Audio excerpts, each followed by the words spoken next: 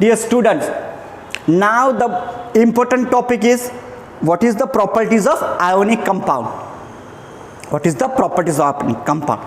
It has a four main part. How it physically, how it is, what is the melting point and boiling point, and solubility, and how the electricity conduction happens in ionic or a electrovalent compound. Keep again, I repeat two words, ionic or electrovalent compound. What type of ionic compound? What is the definition of ionic compound? Yes, you are right. The definition is the compound which form through the transfer of electron, like NaCl, one electron from Na to Cl receive it. Same way magnesium Cl2, two electron chlorine receive from the magnesium. These are the known as ionic compound or electronic valent compound, and they have a chemical property like this. Understand, first of all, physical property. They are, all of you know now, they are combined with the electron, means their attraction force among them is very high.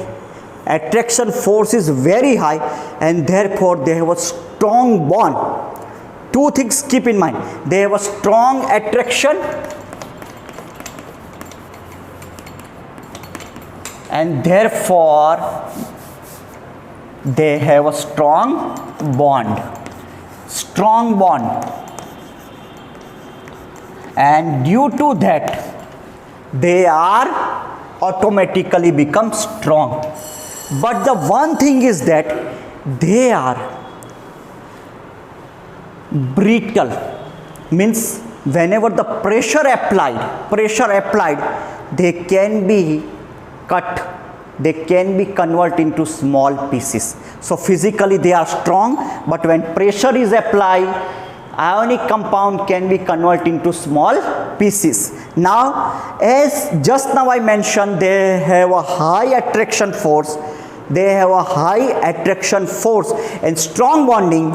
Therefore, to melt them is very, very high level energy required, and therefore we can tell their melting point and boiling point is high. So electrovalent or ionic compound having high melting and boiling point. Same way, how much they are soluble, that is the another most important thing. So in that they all are soluble in water. They all are soluble in water, but they are insoluble in another solvent, like kerosene, petrol. They are soluble in water, but they are insoluble in kerosene and petrol, like another solvent also.